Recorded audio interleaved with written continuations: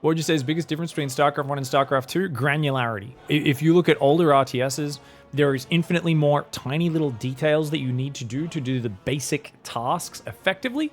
And therefore, there is a lot more of you trying to manage your bases and your fundamental production and your economy and making sure your workers are mining.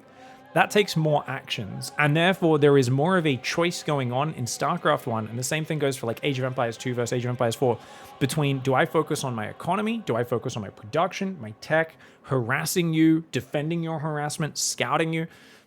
Basically, it's more impossible to do everything you need to do, so there is more of a I'm focusing on this part of the game right now and ignoring this other part.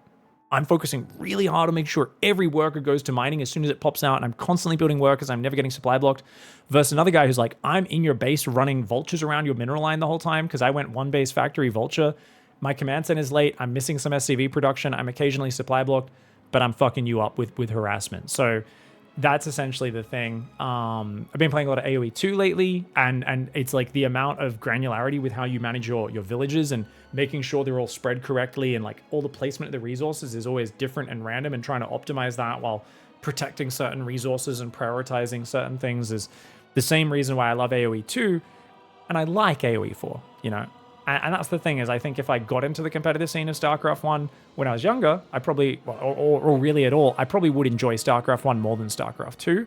But because I didn't grow up competing in StarCraft 1, it's too much of a learning curve for me to have put the time in to really learn it. But I do think that granularity adds a lot to an RTS. I think it's really nice to have that vast choices of what you can focus your APM on, and you can kind of never do anything perfectly. Like you can just focus on what you can focus on, and it creates this huge distinction between what every player is doing at every moment, and it creates every game feels a lot different in games that have that. So this is the thing a lot of StarCraft 2 players don't get, because they go, those games are too slow, they're too hard to play, I'm playing the game, not my opponent. And you're absolutely right. They're harder to get into, bigger barrier to entry. There is a lot of playing the game, but the intersection of you playing the game and it being that much more challenging and you playing the opponent means every game is more unique. And I would argue every StarCraft 1 and every Age of Empires 2 game is much more unique than every StarCraft 2 game.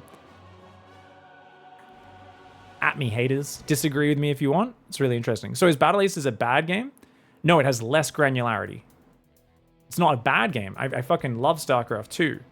But I would say StarCraft 2 is a game where, because it has less of that granularity, it's more reliant on map pool changes, patch changes, and players like really innovating new strategies to keep it more fresh and exciting, especially for casual players. Even though we at the highest level can notice all the little tiny details, yeah, granular like sand. Like there's so many tiny little pieces. Rather than like a piece of plastic that seems really cohesive and together, it's like a sand castle.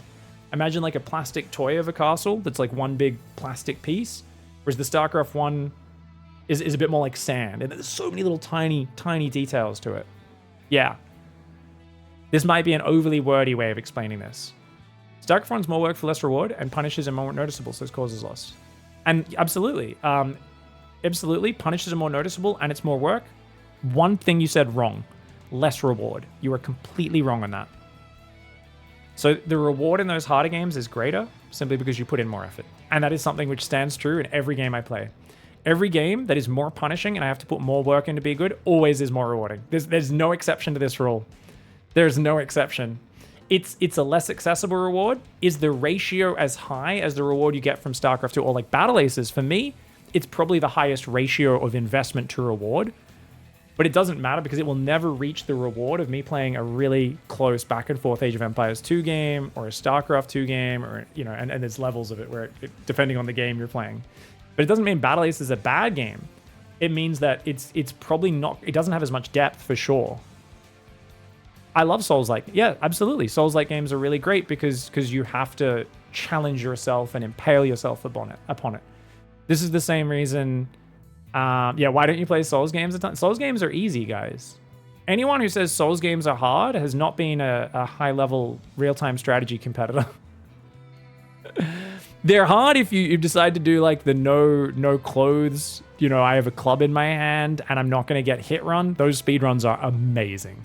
You're just playing regular Elden Ring or Souls games, you're fucking just leveling up. Yeah, you have to be patient.